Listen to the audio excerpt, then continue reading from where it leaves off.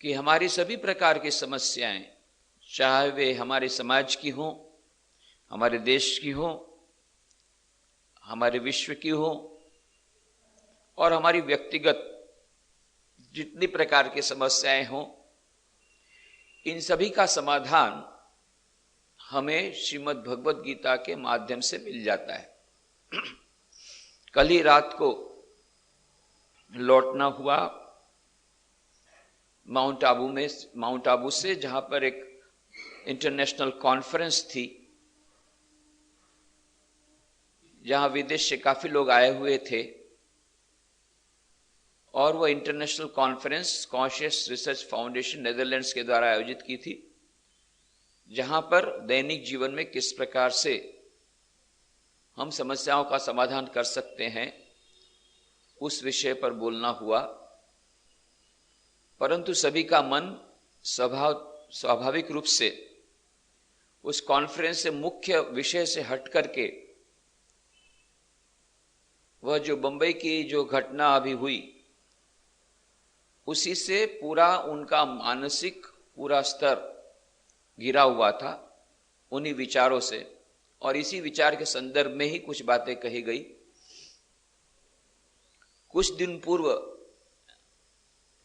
इसी महीने में जाना हुआ, द्वितीय सप्ताह में गुवाहाटी, वहां पर एक इंटरनेशनल कॉन्फ्रेंस थी जिसमें विषय रखा गया था blending education with science and spirituality for a better world. परंतु स्वाभाविक रूप से ही उसके कुछ दिन पूर्व ही बॉम्बे वो बॉम्ब ब्लास्ट हुआ था। सभी का मन आतंकित था और सभी उसी प्रकार की समस्याओं से जूझ रहे थे। और उस समय उस अंतर्राष्ट्रीय सेमिनार का उद्घाटन आसाम के मुख्यमंत्री श्री ने किया।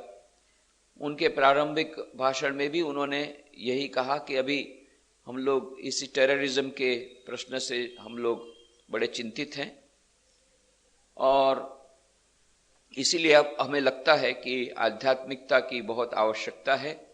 केवल विज्ञान के द्वारा नहीं होगा, विज्ञान तो हमें एटम बम बनाना सिखा देगा, पर वह जो एटॉमिक पावर का उपयोग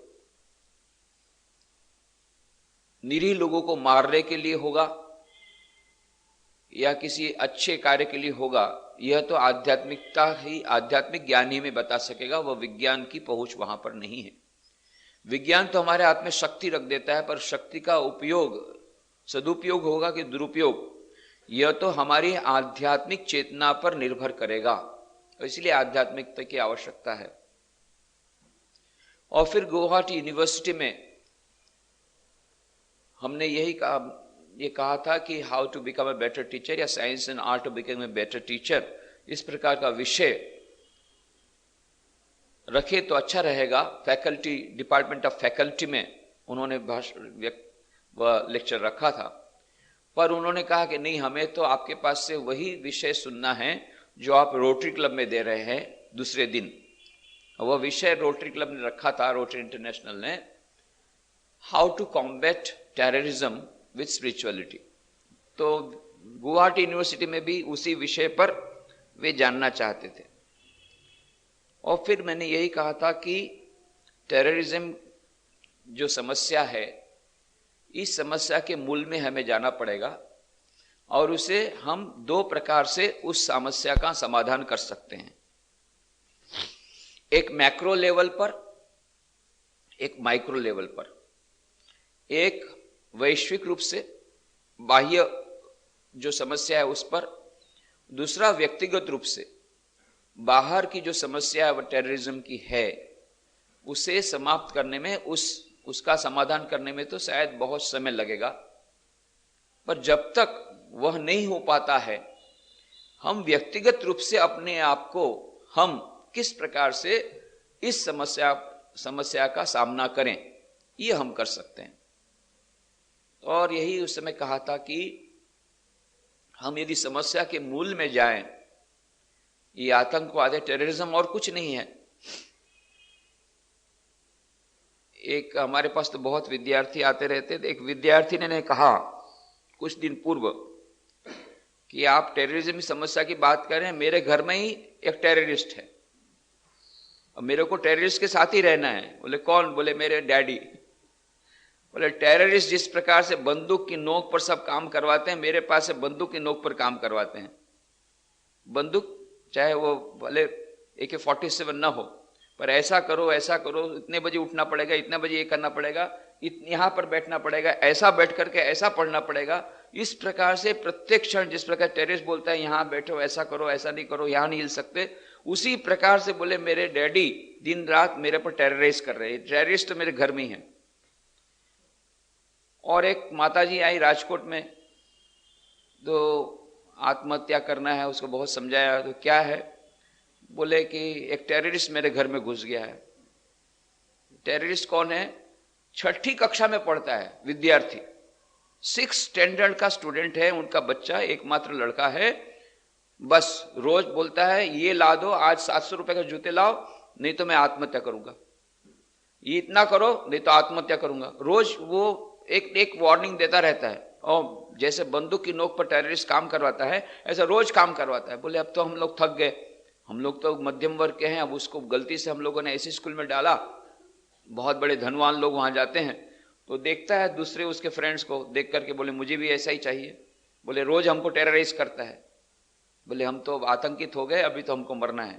तो समझाया, बाद में किया। बोले आप चिंता मत कीजिए, उसको ये सब जितना है उसका सब निकल जाएगा। उसको बोलना कि बस अब तुझको जो करना है करना, पर अब हम लोग तुम्हारी स्कूल, ये हमारी गलती हुई थी, तुमको इस स्कूल में डाला, तो अब दूसरी स्कूल में तुम्हारा एडमिशन करा देते हैं। जैसे ही ये कहा वो बिल्कुल ठीक हो गया, वो जो टेरराइज कर रहा था सब खत्म हो गया। तो बाहर का जो टेररिज्म है उसकी मूल की समस्या में यदि हम जाएं, वो आतंकवाद और कुछ नहीं है, वो रिजेंटमेंट है। वह एक प्रकार का आक्रोश है। आक्रोश जब भयानक रूप धारण करता है तब आतंकवाद होता है। ये आक्रोश कब आता है? जब किसी न किसी रूप में जो व्यक्ति आक्रोशित होता है या क्रोधित होता है, उसको लगता है कि मेरे साथ किसी भी प्रकार का अन्याय हो रहा है, चाहे वो अन्याय सामाजिक क्षेत्र में हो। पेपर में पढ़ा कि कोई आतंकवादी बोल रहा था सामने वाले को तुम ब्राह्मण हो ना, इसका मतलब उसको ब्राह्मणों के प्रति एक प्रकार का आक्रोश है, वो प्रकट करना चाहता है। क्यों हुआ? क्योंकि हजारों वर्षों से उच्च वर्ण वाले लोग निम्न वर्ण पर अत्याचार करते रहे, अब उसका आक्रोश आ रहा है। स्वामी विवेकानंद ने पहले ही कहा था, हे उच्च वर्ण के लोगों, मैं तुम लोगों को बहुत अच्छी सलाह देता हूं, तुम अपने आप इच्छा पूर्वक तुम्हारे पास जो रत्न हैं उनको निम्न वर्ण के लोगों को दे दो, जो तुमने हजारों साल से रखे हैं, उनको शिक्षित करो, उनको अधिकार दे दो। तब वे जब ऊपर उठेंगे तो तुम्हारे प्रति कृतज्ञ होंगे और बदला नहीं लेंगे। पर यदि तुम नहीं करोगे ऐसा, तो उठेंगे तो ऊपर अवश्य, क्योंकि आगामी युग ये शूद्र का युग होगा। ये स्वामी विवेकानंद ने आज से 100 साल पहले कह दिया।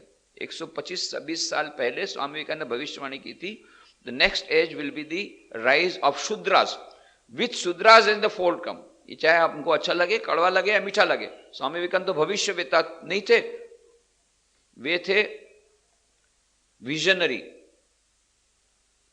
वे तो पूरा देख सकते थे, तो दिव्य दृष्टि वाले थे। तो उन्होंने कहा था अभी शूद्र का युग आएगा, ये निम्न वर्ण के लोग ऊपर उठेंगे।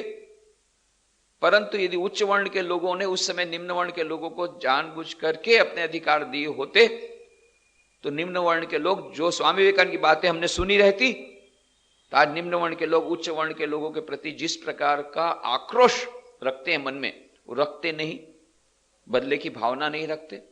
ये प्रत्येक क्षेत्र में है, चाहे उसके पॉलिटिकल रीजन में हम जाएं, वो तो बहुत बड़ा विषय अपने आप में है, और उसके एक्सपर्ट भी हम नहीं है, क्योंकि ये तो इसमें इतने प्रकार के इक्वेशंस हैं जिसकी हमको जानकारी भी नहीं है। पर इतना तो हम जानते हैं कि जब भी कहीं पर टेररिज्म होता है, कोई भी आतंकवादी कब बनता है, जब उसके भीतर में इस प्रकार का आक्रोश हो। यह आक्रोश गलत भी हो सकता है, ठीक भी हो सकता है। और ये कब होता है? दो प्रकार से होता है। एक, अन्याय कुछ होता है, या उससे इसके मन में ऐसा ठसाया जाता है कि हमारे प्रति अन्याय हो रहा है। पर ये ब्रेन वॉशिंग तो करने के लिए वो सक्षम हुए, क्यों? उन्होंने अपनी नजर के सामने कुछ बातें ऐसे देखी, उसके बाद में बढ़ा चढ़ा करके उनके समक्ष उन लोगों ने रखी, और इसके कारण ये लोगों को ब्रेन वॉशिंग के बाद ऐसा लगा इस समस्या का एकमात्र समाधान है ये टेरराइज करना, सारे समाज को आतंकित कर देना। वो भी जानते हैं कि इतने छोटे से बॉम्ब के द्वारा वो 5000 से अधिक लोगों को नहीं मार सकेंगे। उनकी योजना तो केवल 5000 लोगों को मारने की थी। बंबई की जनसंख्या 1,20,00,000 है, 1 करोड़ से अधिक है। उसमें से केवल 5000 के मारने से पूरी जनसंख्या मर नहीं जाएगी, पर उद्देश्य यह है कि सारी मानव सभी लोगों को आतंकित कर देना। क्यों? ताकि वे इस प्रकार से सोचने लगे कि हमने क्या क्या अत्याचार किया है, चाहे वो किसी भी और लोगों के प्रति वो संदेश देना चाहते हो। परंतु ये हमेशा आतंकवाद के पीछे आक्रोश रहता है, आक्रोश के पीछे क्रोध रहता है, क्रोध के पीछे अन्याय रहता है, अन्याय और साथ साथ में रहता है ब्रेन वॉशिंग। यह जो उनको गलत, उनकी धारणा, गलत फहमी फैला देना।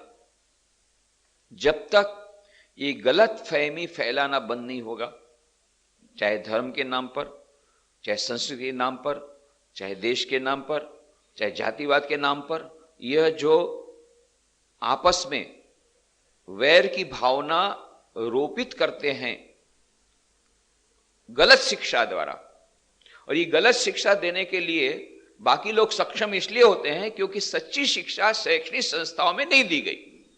शैक्षणिक संस्थाओं में यही कहा गया फिजिक्स, केमिस्ट्री, मैथमेटिक्स में 58, 98%, 97% कैसे लाना, सब्जेक्ट का मार्क्स, ये विषय की शिक्षा पढ़ाई गई। पर मनुष्य कैसे अच्छा बनना, स्वामी विवेकानंद ने जो कहा था, man making education, character building education, मनुष्य निर्माणकारी शिक्षा हमें चाहिए। केवल साइंटिस्ट बनाने से नहीं होगा। वो साइंटिस्ट बन जाने से वो एटम बम बहुत अच्छा बना लेगा और बाद में फिर वो टेररिस्ट बनेगा, जैसा बन रहा है अभी। ये सभी शिक्षित लोग हैं, कोई इंजीनियर है, कोई साइंटिस्ट है, बड़े अच्छे अच्छे लोग हैं, लोग काफी पढ़े लिखे हैं, पर उनको यही शिक्षा दी गई थी कि किस प्रकार, ये विज्ञान की शिक्षा, टेक्नोलॉजी की शिक्षा, पर कैसे अच्छा मनुष्य बनना, दूसरों के प्रति सद्भावना रखना, जो निरीह लोग हैं उनको कम से कम बर्बाद ना करना, इस प्रकार की शिक्षा तो हमारी शैक्षिक संस्थाओं में दी नहीं गई। स्वामी विवेकानंद का संदेश यदि लेते तो यह होता नहीं। पर यह जो जितनी प्रकार की समस्याएं उनके लिए, उनके मूल में यदि हम जाएं तो यह आक्रोश है। और ये कब होता है? जब धर्म के नाम पर, जाति के नाम पर और आर्थिक क्षेत्र के अर्थ चेतना के नाम पर ये जो भाग होते हैं उनको विभाजित किया जाता है विभिन्न प्रतिविरोध। फिर इन विभाजित कैटेगरीज के भीतर में युद्ध छिड़ता है, और यही उसका कारण है। यदि हम मूल की समस्या में जाए, बस एक ही मात्र कारण, विभाजन करना। और ये विभाजन पॉलिटिशियन लोग इसलिए करते हैं कि उनको वोट चाहिए। जब विभाजित नहीं करेंगे तो विभाजित वोट नहीं मिलेगा, और उनकी ये व्यवस्था ये है कि उनको वोट पाने के लिए विभाजित करना पड़ता है, और विभाजित लोगों को विभिन्न प्रकार की सहूलियत देना पड़ता है, और अपनी पावर पोजीशन के लिए उन विभाजित करने वाला उन्हीं को भोगना पड़ता परिणाम। It backfires on them. एक ही गवर्नमेंट किसी एक व्यक्ति को बहुत एम्पावर किया, उसने बहुत उसको शक्ति दी किसी देश ने, अब वही व्यक्ति इतना एम्पावर हो गया, उस व्यक्ति का सबसे बड़ा दुश्मन बन गया आज। पहले तो तैयार तो उसी देश ने किया था, आज वही उनका सबसे बड़ा दुश्मन हो गया। पर क्यों किया? This terrorist are being made by us. हम उन आतंकवादी लोगों को तैयार कर रहे हैं जानबूझकर, अपने कार्य के लिए ये पॉलिटिशियन लोग तैयार कर रहे हैं। तो ये पॉलिटिक्स की अपनी एक व्यवस्था है कि उनकी सबसे बड़ी समस्या आतंकवाद है, और उनका सबसे बड़ा हथियार भी आतंकवाद है, और उनको खुद को किया हुआ भूत अभी उसको कंट्रोल नहीं कर पा रहे हैं। खुद नहीं किया था, वह भूत जो निकला आतंकवाद का, वो उन्होंने खुद ने निकाला, सभी लोगों ने। अब उसको कंट्रोल नहीं कर पा, नियंत्रित नहीं कर पा रहे, और ये पता नहीं कब तक जाएगा, क्योंकि अभी तक भी किसी देश के पास यह सोचने की भी शक्ति नहीं है कि आखिर हम क्या कर रहे हैं और क्यों ऐसा हो रहा है। मूल में कोई नहीं जा रहा है। आतंकवाद की समस्या के मूल में अभी भी कोई देश नहीं जा रहा, अभी भी कोई व्यक्ति नहीं जा रहा है। केवल ऊपर ऊपर से समस्या का समाधान ढूंढ रहे हैं, पर उसके मूल में कोई नहीं जा रहा। जब तक उसके मूल में नहीं जाएंगे, आतंकवाद का समस्या का समाधान नहीं होगा। मूल में यही बात है कि जब तक यह विभाजन होता रहेगा, चाहे आर्थिक क्षेत्र में विभाजित होंगे, हाईली प्रिविलेज पीपल, लो प्रिविलेज पीपल, कंज्यूमरिज्म का जमाना आ गया, भौतिकवाद का जमाना है, उपभोक्तावाद का जमाना है। सभी लोगों को लेटेस्ट मॉडल की कार चाहिए, लेटेस्ट मॉडल की मोबाइल, लेटेस्ट मॉडल का मोबाइल, लेटेस्ट मॉडल का मोबाइल चाहिए, सब कुछ उनको लेटेस्ट मॉडल का चाहिए, लेटेस्ट मॉडल के ड्रेस चाहिए। और उसके लिए यदि हमें पैसा नहीं मिलेगा अच्छे तरीके से, तो हम दूसरे तरीके से पैसा लेंगे। तो ये होड़ जमी हुई है। तो ये जो कैपिटलिज्म का जो एक बाई प्रोडक्ट है, ये आतंकवाद। अधिक से अधिक कंज्यूमरिज्म और उपभोक्तावाद जहां आएगा, पैसे के पीछे पागल होंगे, भौतिक पदार्थ के पीछे लोग पागल होंगे, तब उनको यदि अच्छे तरीके से नहीं मिलेगा तो बुरे तरीके से जाएंगे। और उसमें जो ग्रुप बनेंगे, तो जो अंडर प्रिविलेज ग्रुप रहेगा, उसके भीतर में वो अन्याय की भावना रहेगी कि हम इनको दिखा देंगे, जो उच्च वर्ण के लोग हैं या जो धनवान लोग हैं, हमें ताज होटल में ही अटैक करना है। छोटी छोटी होटल में तो सब गरीब लोग रहते हैं, धनवान लोगों को खत्म करना है, अच्छे से लोगों को खत्म करना है। तो यह जो आक्रोश है, यह आक्रोश क्यों आया? क्योंकि हमने उस विद्यार्थियों को यही पढ़ाया कि बेटा, जीवन का उद्देश्य अधिक से अधिक धन कमाना, बढ़िया से बढ़िया परसेंटेज पाओ, बेस्ट पैकेज पाओ, बेस्ट कैरियर डेवलप करो, बेस्ट पैकेज पालो, और धन कमाना और पैसा कमाना और उपभोग करना, यही जीवन का एकमात्र उद्देश्य है। तब उन्होंने यही सोचा कि जीवन का एकमात्र उद्देश्य उपभोग करना। जब उपभोग करने के लिए हमको दूसरा कुछ नहीं मिल रहा है, तो हम ये अपने, तो ये उपभोक्तावाद, भौतिकवाद, ये पूरे मूलभूत समस्या है आतंकवाद की। उसका केवल एकमात्र समस्या का समाधान है अध्यात्मवाद। जब तक नहीं आएगा, जिस अध्यात्मवाद की बात श्रीमद् भगवद गीता में प्रत्येक पत्ते पर है कि आत्मा के प्रति अध्यात्मवाद यदि आएगा, यदि मनुष्य को लगेगा कि नहीं, जीवन का उद्देश्य केवल भौतिक सुख सामग्री नहीं है, उसके अलावा भी दूसरे प्रकार का आनंद है, और उस आनंद के लिए हमें अपने जीवन में कुछ सात्विक मूल्यों का सिंचन करना पड़ेगा अपने चरित्र में। और ये मूल्यों की बातें यदि सीख लेते, यदि हमारे विद्यार्थी शैक्षणिक अवस्थाओं में, तब ये इस प्रकार से दूसरे लोग जो उनको गलत प्रकार से शिक्षा दे रहे हैं, उनका ब्रेन वॉशिंग कर रहे हैं, वो नहीं कर पाते। समस्या का समाधान है अध्यात्मवाद। यह है एक मैक्रो लेवल पर।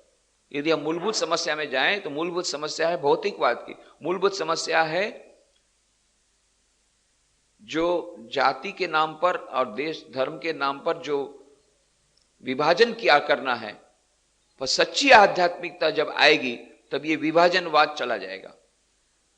पर स्यूडो रिलीजन का मतलब है कि हम उसको धर्म तो बोलते हैं, पर धर्म के नाम पर हम एक दूसरे से झगड़ते हैं, तो वो सच्चा धर्म नहीं है।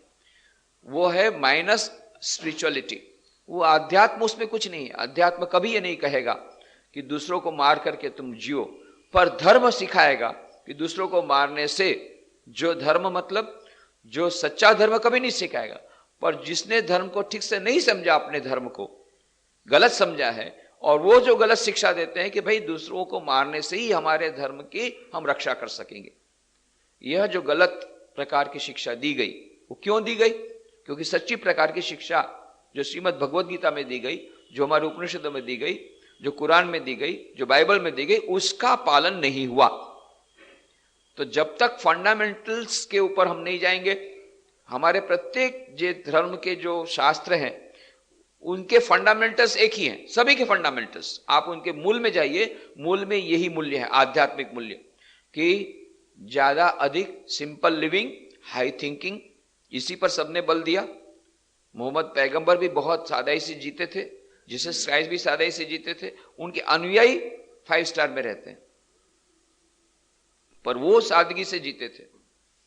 सादगीपूर्ण जीवन था, सिंपल लिविंग हाई थिंकिंग था इन लोगों का। और सभी बाइबल में, चाहे कुरान में, चाहे वेदों में, उपनिषद में, गीता में यही संदेश दिया गया कि आध्यात्मिक मूल्य ये भौतिक मूल्यों से अधिक महत्व के हैं। तो ये गीता के संदेश को हमने स्वीकार नहीं किया।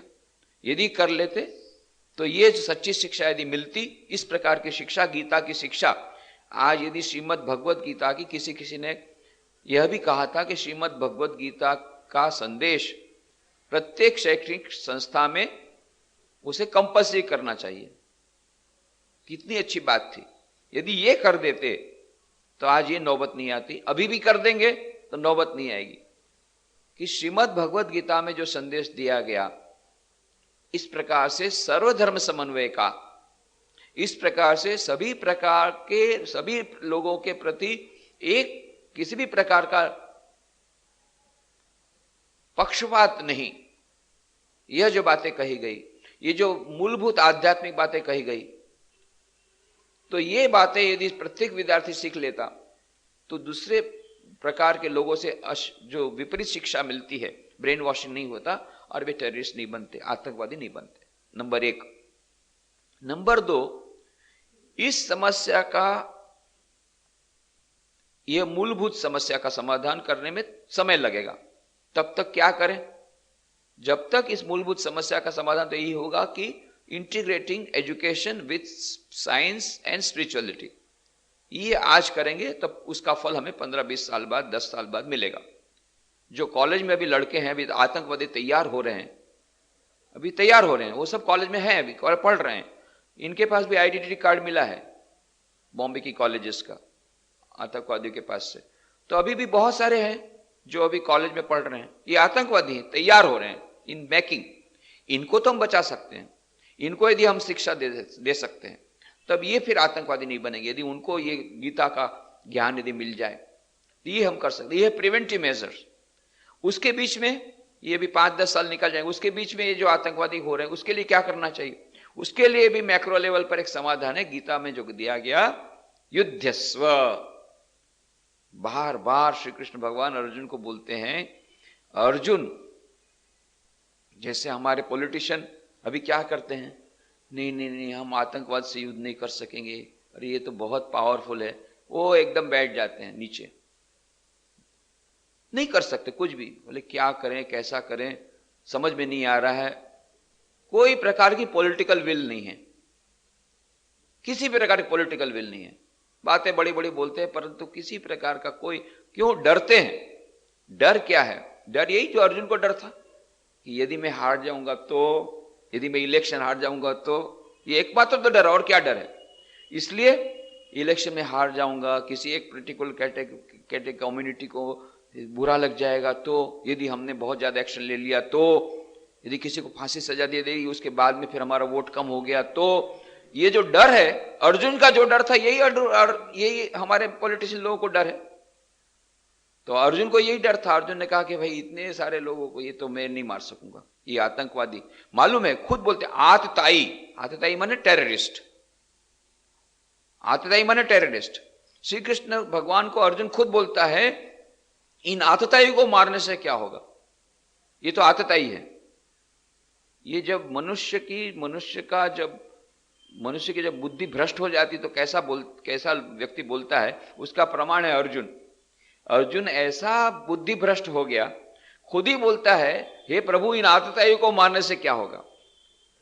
वो तो क्षत्रिय था और क्षत्रिय के लिए यह कर्तव्य है कि आतताई का हनन करे, नहीं तो वो क्षत्रिय अपने स्वधर्म से विच्युत हो गया। अभी वो भूल गया उस बात को। और आतताई किसको बोलते हैं? टेररिस्ट किसको बोलते हैं?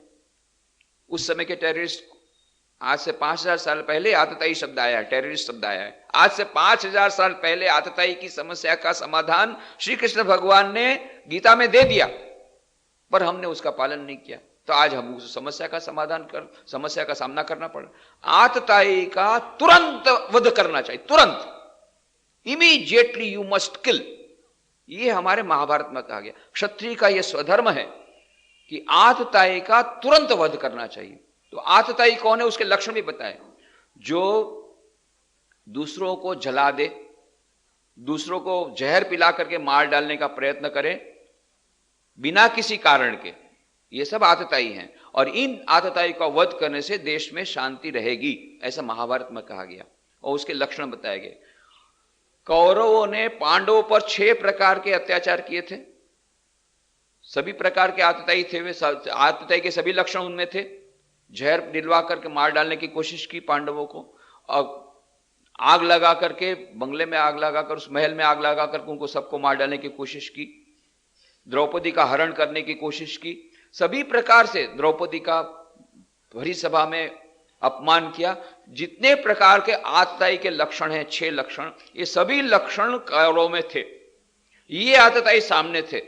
अब अर्जुन क्या बोलता है, इन आतताई को मानने से क्या होगा, नहीं नहीं, इससे अच्छा तो मैं भिक्षुक हो जाऊंगा, मैं भिक्षा मांग करके अन्न ग्रहण करूंगा, पर मैं इस प्रकार से आतंकवादियों से युद्ध करना नहीं चाहता। बस यही हमारे आजकल के पॉलिटिशियन बोल रहे हैं, बोले हम भिक्षुक हो जाएंगे पर आतंकवादियों से लड़ेंगे नहीं। इसीलिए श्री कृष्ण भगवान ने, जब अर्जुन चुपचाप नीचे बैठ गया और उसको तो यही लग रहा था, उसने इतना बड़ा लेक्चर दे दिया, कितना बड़ा भाषण, कि देखो इन लोगों, निरीह लोगों को, इन आतंकवादियों को खत्म करने से क्या होगा, अरे सारे के सारे परिवार नष्ट हो जाएंगी, ये नष्ट हो जाएगा, वो नष्ट हो जाएगा, ऐसा करके पूरी लंबी सूची दे दी।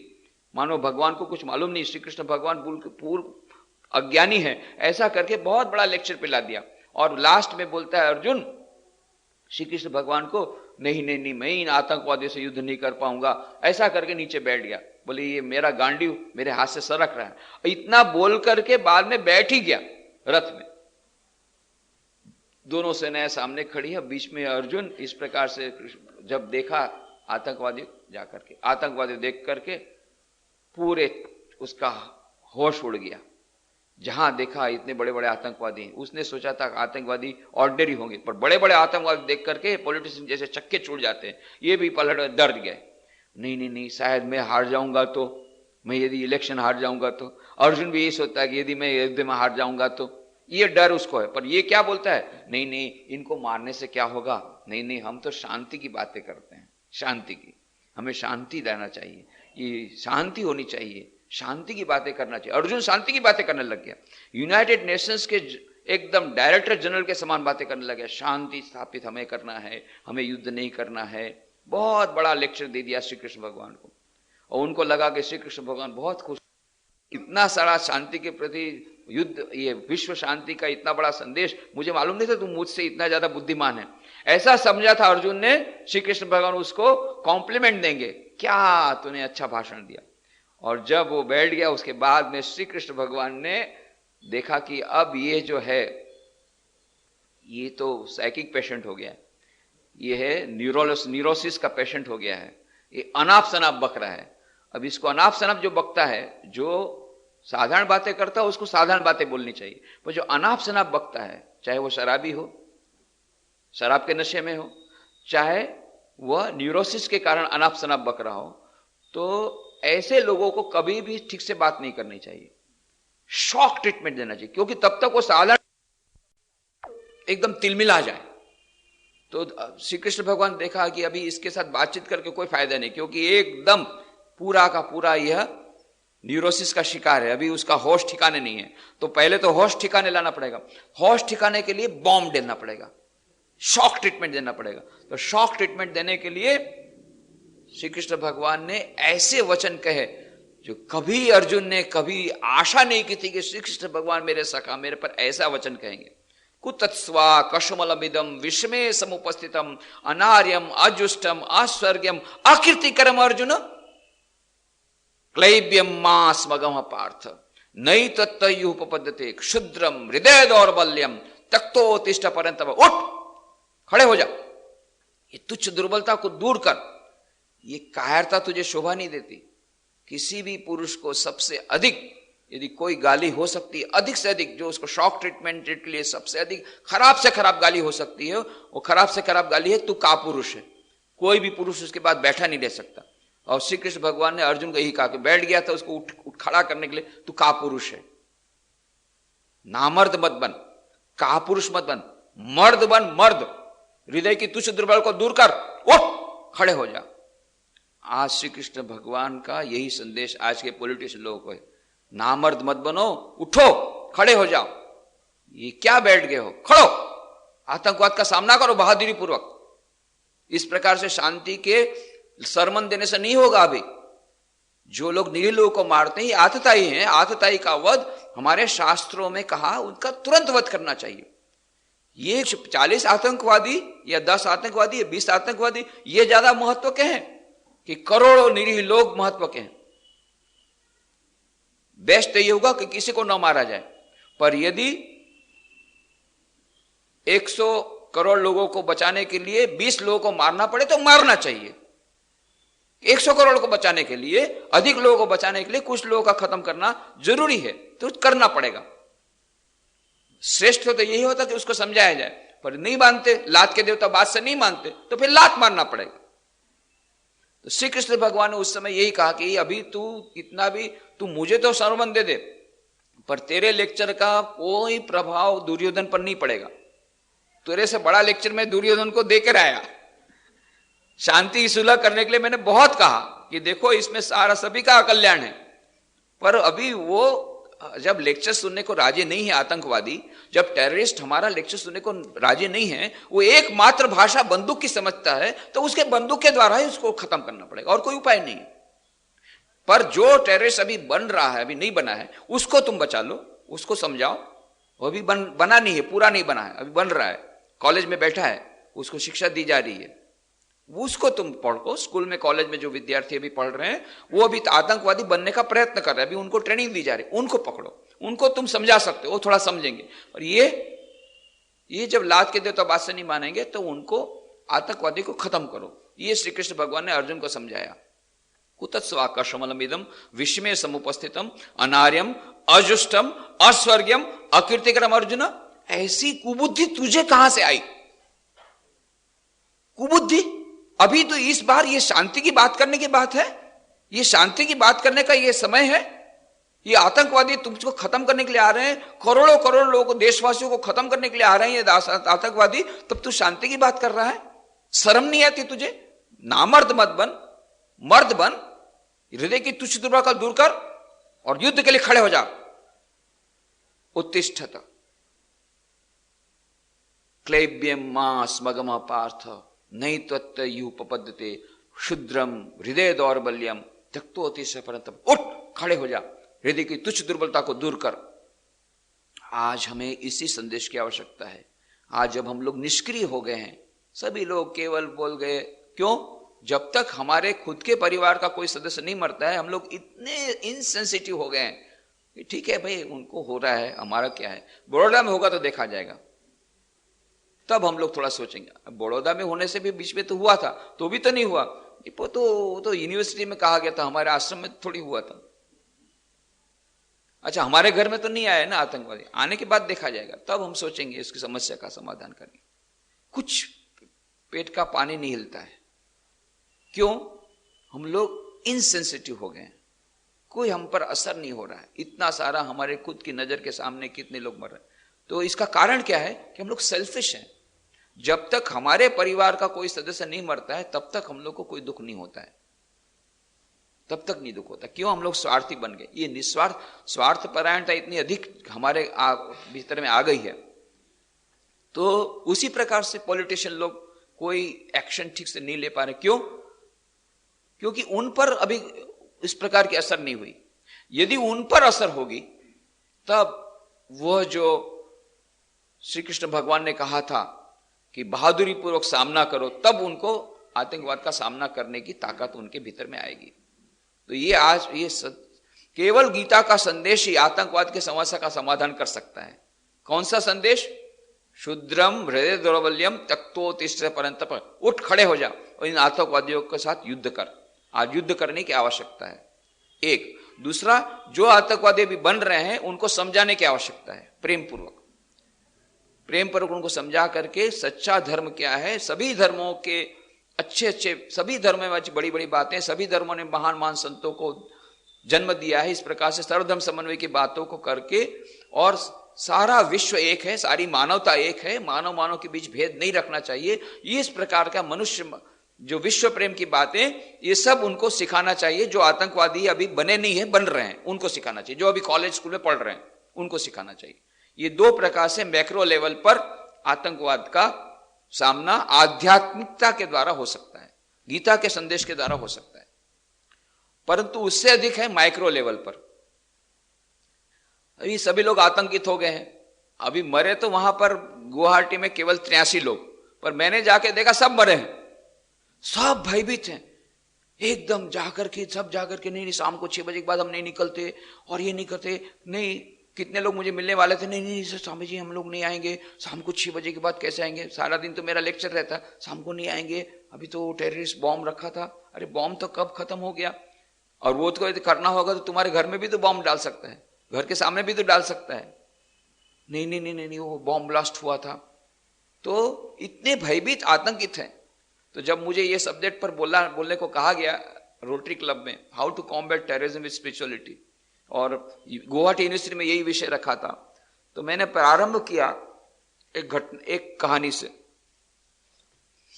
रॉल्फ वॉल्डो ट्राइन नाम के बहुत बड़े विद्वान हो गए, उन्होंने पुस्तक लिखी in tune with the infinite, in tune with the infinite. बहुत अच्छी अच्छी बातें उसमें लिखी। उसमें उन्होंने एक कहानी का जिक्र किया कि प्लेग की देवी बगदाद जा रही थी। तो किसी ने पूछा प्लेग की देवी को, आप कहां जा रही हैं? बोले मैं बगदाद जा रही हूं 5000 लोगों को मारने के लिए, प्लेग की देवी ने कहा। फिर जब वापस लौट रही थी, उस व्यक्ति ने कहा मैडम आप तो बोल रही थी कि आप 5000 लोगों को मारने जा रही हैं, और हमने सुना कि 50,000 लोग मर गए। तो प्लेग की देवी ने कहा देखो मैंने तो केवल 5000 लोगों को मारा, बाकी के 45,000 प्लेग के डर से मरे हैं। हमारी ये स्थिति है, केवल 150-200 लोग मरे, मौत वो जो बॉम्ब से मरे, बाकी बॉम्ब के डर से हम लोग सब मर रहे हैं। क्यों? भीतर में ताकत नहीं है। क्यों डर रहे हैं? क्योंकि हम इस शरीर को पूरा मानते हैं। इसीलिए श्री कृष्ण भगवान अर्जुन को कहा कि तू समझ ले कि तू शरीर नहीं है, इस शरीर के पीछे भी बहुत मन है, मन के पीछे बुद्धि है, बुद्धि के पीछे ये पहले अन्नमय कोश, प्राणमय कोश, मनोमय कोश, विज्ञानमय कोश, उसके भीतर आनंदमय कोश, उसके भीतर में आत्मा, और तू वह आत्मा है। तुझे क्या डरना है? Why are you afraid? अरे मरना हो तो एक बार मर जा, रोज मरता है। हाय हाय यदि बॉम्ब लगेगा तो, हाय बॉम्ब यदि आ जाएगा तो, हाय बॉम्ब में मरे। अरे प्रतिक्षण क्यों मर रहे हो? एक बार मरो, मर नहीं तो मरो, आतंकवादी आके मार डालेंगे, पर रोज क्यों मरते हो? अभी तो आतंकवादी आने तो दो पहले, तुम तो पहले ही मर रहे हो, मन से मर रहे हो। ये जो डर है हम लोगों का, डर निकालना पड़ेगा। ये डर कब जाएगा? डर तभी जाएगा जब गीता का अध्ययन हम करेंगे। गीता के 2य अध्याय में बहुत सुंदर बातें कही। तो उसी कहानी को मैंने कहा था कि जब अलेक्जेंडर द ग्रेट, सिकंदर महान जब आया भारत, तब उसके गुरु ने कहा था कि जब आप वहां पर जा रहे हो तो वहां से कोई अच्छी भेंट ले आओ। तो कौन सी भेंट ले आओ? तो बोले बाकी सब बातें तो सब जगह मिलती हैं, पर भारत देश में जैसे संत रहते हैं ऐसे संत और कहीं पर नहीं, तो एक संत को ले आना वहां से, एक संत हमारे देश में उसको रखेंगे।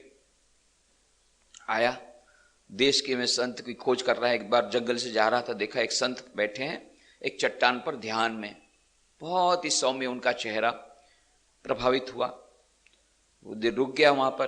फिर जब संत का ध्यान समाप्त हुआ तो उनके साथ बातें की। क्या उनका ज्ञान था, अत्यंत प्रभावित हो गया। तो उसने एक संत को कहा देखिए मैंने अपने गुरु को कहा था कि मैं भारत से एक बहुत अच्छे संत को ले आऊंगा, आपसे मैं प्रभावित हुआ हूं, आप मेरे देश में चलिए, मैं आपको बहुत बढ़िया एक महल बना दूंगा रहने के लिए, बहुत अच्छे अच्छे कपड़े दूंगा और बहुत अच्छा खाने की व्यवस्था करूंगा, आप मेरे देश चलिए। संत ने हंसते हुए कहा मैं क्यों तेरे देश में जाऊंगा, मुझे महल की आवश्यकता नहीं है, मैं पेड़ के नीचे बहुत आराम से रह रहा हूं, मुझे कपड़ों की आवश्यकता नहीं, ये आकाश ही मेरा वस्त्र है, मैं दिगंबर रहता हूं। खाने के लिए मुझे ये वृक्ष मीठे फल देते हैं, ये नदी मुझे जल मीठा जल देती है, मैं बड़े आनंद से हूं, आराम से हूं, मुझे कहीं नहीं जाना है। नहीं नहीं आपको चलना होगा, मैं आपसे बहुत प्रभावित हूं, नहीं जाऊंगा। नहीं आपको जाना ही होगा, नहीं जाऊंगा। सिकंदर महान, आज तक किसी की ताकत नहीं थी कि सिकंदर को ना कह सके, बहुत क्रोधित हो गया, तुरंत तलवार निकाल ली, यदि नहीं चलोगे अभी मैं तुम्हारा सिर काट दूंगा तलवार से, और तलवार निकाली। और सिकंदर की तलवार जब निकलती थी तब किसी की ताकत नहीं थी कि उस तलवार के सामने खड़ा रहे। अधिकांश लोग तो तलवार को देखकर ही उसी समय बेहोश होकर गिर जाते थे। पर यहां उल्टा हुआ, जैसी सिकंदर तलवार निकाली, महात्मा जोश ठहाका मार के हंसने लगे। मूर्ख, तू मुझे तलवार से मारना चाहता है? तू जानता नहीं कि तेरी तलवार मुझे काट नहीं सकती? तू जानता नहीं अग्नि मुझे जला नहीं सकती? तू जानता नहीं पानी मुझे भिगा नहीं सकता? तू जानता नहीं वायु मुझे सुखा नहीं सकता? मैं हूं अकाट्य हूं, नैनम छिंदन्ति शस्त्राणि, नैनम दहति पावकः, न चैनम क्लेदिन्त्यापो, न शोषयति मारुतः, अच्छेद्योयम अदहयोयम अक्लेद्यो अशोष्येव च नित्य सर्वगत स्थाणु अचलयम सनातम। मैं वो नित्य शुद्ध बुद्ध आत्मा हूं जिसे कोई तलवार नहीं काट सकती। मैं अजर अमर आत्मा हूं, मेरा कभी मेरी मृत्यु नहीं हो सकती है, मैं अमर हूं। ये बातें जब सुनी सिकंदर ने, आज तक किसी ने, उसने कभी कोई व्यक्ति देखा नहीं था जो उसकी नंगी तलवार के सामने खड़ा हो जाए, और ये ठहाका मार के हंस रहा है। उल्टा हो गया, सिकंदर खुद भयभीत हो गया, उसके हाथ से तलवार गिर गई, वो कांपने लग गया। और फिर उस महात्मा ने कहा, मूर्ख, तू मुझे अपने देश ले जाना चाहता है? मैं अपने त्रिनेत्र के द्वारा देख रहा हूं, तू खुद अपने देश तक पहुंचने वाला नहीं है। और सचमुच में इतिहास कहता है, अलेक्जेंडर द ग्रेट, सिकंदर महान, अपने देश तक वापस नहीं लौट पाया। रास्ते में उसकी मृत्यु हो गई। मृत्यु जब होने वाली थी तब उसने अपने सैनिकों को बुलाया, देखो लगता है अब मैं जिंदा नहीं रहूंगा, मेरी कब्र की व्यवस्था करो, पर मुझे जब मेरी मृत्यु के बाद कब्र में डालो तो मेरे हाथों को इस प्रकार से खुला रखना। क्यों? सारे विश्व को संदेश मिल जाए। सिकंदर ने सारे विश्व पर विजय प्राप्त की, पर अपने मन पर विजय प्राप्त नहीं की, इसलिए खाली हाथ वापस लौटकर चला गया। कुछ भी साथ में लेकर के नहीं गया, व्यथित होता हुआ रोता रोता चला गया। और उस महात्मा ने अपने आप को जीत लिया। मृत्यु के समय भी वो आनंद से रह रहा है, मृत्यु पर उसने विजय प्राप्त कर ली। यह संदेश सारे विश्व को मिल जाए, इसलिए मेरे हाथों को इस प्रकार से रखना। गीता, श्रीमद् भगवद गीता का संदेश हमें आतंकवाद के समस्या का सामना करने का मंत्र देता है। क्या? निर्भय बनो। उपनिषदों का सारा सार, सर्वोपनिषदो गावो दुग्धा गोपाल नंदन, पार्थो वत्स सुधीर भोक्ता, दुग्धम गीता मृतम महत। ये सर्वोपनिषदो गावो, जितनी गाय हैं वे उपनिषद हैं, और दोहने वाला वो कृष्ण कन्हैया नंद लाला है जो दोहने वाला है। उपनिषद रूपी गाय को दोह करके हमारे सामने वो संदेश रख रहा है, वो अमरता का संदेश। हम अमर हैं, कभी नहीं मर सकते, हमें भयभीत होने की कोई आवश्यकता नहीं है। सर्वोपनिषदो गावो दुग्धा गोपाल नंदन, पार्थो वत्स सुधीर भोक्ता। पार्थ तो बछड़ा है, उसको दिखा दिखा करके गाय दूध दे रही, उपनिषद रूपी गाय। दोहने वाला श्री कृष्ण कन्हैया स्वयं है। पार्थो वत्स सुधीर भोक्ता, हम लोग सब भोक्ता हैं, उसको भोगने वाले हैं। सुधीर भोक्ता, सुधीर भोक्ता, पार्थो वत्स सुधीर भोक्ता, दुग्धम गीता मृतम महत। ये दुग्ध, कौन सा दुग्ध है? दूध पीने वाले हम लोग सब हैं। कौन सा दूध पी रहे हैं? गीता का अमृत रूपी जो दुग्ध है उसका पान हम करते हैं। यह गीता का पान जो कर रहे हैं, गीता का अभ्यास जो करते हैं, गीता का अध्ययन, उन्हें यह दुग्ध मिलता है। और यह दुग्ध जो है गीता रूपी अमृत, जो कि सारे उपनिषदों का सार है, समस्त उपनिषदों का सार है। और स्वामी विवेकानंद कहते हैं, if you find one word coming like a bomb falling upon the ignorant masses as a bombshell, it is one word. That word is abhihi, abhihi, abhihi. Be fearless, be fearless, be fearless. भयभीत मत बनो। अभय, अभय, अभय। हमें भयभीत होने की कोई आवश्यकता नहीं है। ये उपनिषदों का सारा सार गीता में कहा, और यह गीता का एक ही संदेश है, निर्भय बनो, निर्भय बनो, निर्भय बनो। ये हमारी आतंकवादी का सारी समस्या का समाधान गीता के पास है, मैक्रो लेवल पर, माइक्रो लेवल पर। मैक्रो लेवल पर गीता का संदेश यही है, आतंकवाद का बहादुरी पूर्वक सामना करो, आतंकवादियों को सामना करके आतंकवादियों को नष्ट कर दो, और जो आतंकवादी भी बन रहे हैं उनको इस प्रकार से बचाओ, उनको सर्वधर्म समन्वय का, सार्वभौमिकता का, वैश्विक वसुदैव कुटुंबकम का ये सारा संदेश उनको सिखा करके एक वैश्विक सभ्यता का निर्माण करो। यह गीता का मैक्रो लेवल का संदेश आतंकवाद के विरुद्ध। और माइक्रो लेवल पर हमें यह गीता का संदेश कहता है, निर्भय बनो, डरने की आवश्यकता नहीं है, सामना करो, जो भी परिस्थिति आएगी उसका बहादुरी पर सामना करो, डरने से कुछ नहीं होगा। जो है, जो स्थिति आएगी उसका बहादुरी पूर्वक सामना करो। और किस प्रकार से हम बहादुरी पूर्वक सामना कर सकते हैं व्यक्तिगत रूप से कम, यह तो हमारे हाथ में है। मैक्रो लेवल पर हम क्या कर सकेंगे तो हमारे पॉलिटिशियंस डिसाइड करेंगे, हमारे दूसरे समाज के नेता वे स्वीकार करेंगे, और यूनाइटेड नेशंस करेगा, वो लोग ठीक करेंगे। परंतु व्यक्तिगत रूप से तो हम इतना कर सकते हैं, हम बहादुर बन सकते हैं, और हम इस वैश्विक मूल्यों को अपने जीवन में ला सकते हैं। हम सभी सर्वधर्म के प्रति आदर की भावना हम रख सकते हैं, वैश्विक प्रेम की भावना हम अपने मन में रख करके हम अपने जीवन को धन्य कर सकते हैं। और मुख्य तो बात यह है कि आतंकवादी हमें नष्ट करें उसके पहले हम अमर हो सकते हैं उस आत्मा का साक्षात्कार करके, ताकि हम भी उस सन्यास, उस संत ने अलेक्जेंडर द ग्रेट की नंगी तलवार का सामना किया जिस निर्भयता से, उस निर्भयता से हम आतंकवादी का सामना क्या कर सकते हैं।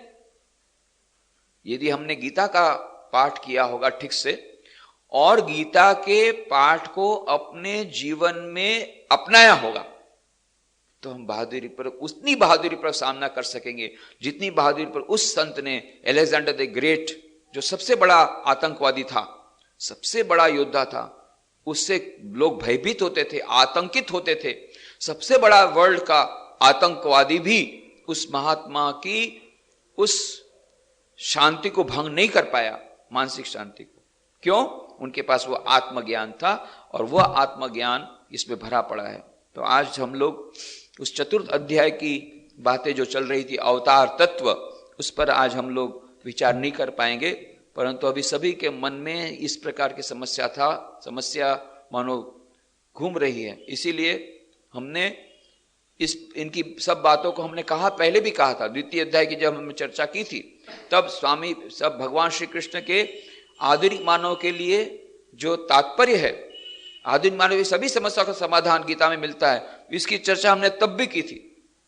परंतु उस समय हमने इतने विस्तार से इस आतंकवाद के समस्या के संदर्भ में श्री कृष्ण भगवान की द्वितीय अध्याय की वह जो बात, कुतस्वा कशमलमिदं विश्वे समुपस्थितम अनार्य जुष्टम अस्वर्ग्यम अकीर्तिकरम अर्जुन क्लैबम मास्मगम पार्थ नैत्वते उपपद्यते क्षुद्रम हृदय दौर्बल्यम तत्वोत्तिष्ठ परंतप। ये बातें उस समय नहीं कर पाए थे, तो इसलिए उसको हम लोगों ने ले लिया आज, और अगले रविवार को हम लोग फिर से पुनः वो चर्चा प्रारंभ करेंगे। अवतार तत्व की जो बातें चतुर्थ अध्याय में श्री कृष्ण भगवान अपना स्वरूप प्रकट करते हैं, जब देखते हैं अर्जुन पर कोई असर नहीं पड़ रही है उनके उपदेशों की, अर्जुन अभी भी उनको केवल एक सखा के रूप में देख रहा है, एक साधारण राजा के रूप में देख रहा है, तब श्री कृष्ण भगवान अपना स्वरूप का प्रकट करते हैं, उसका रहस्य उद्घाटित करते हैं अर्जुन के प्रति।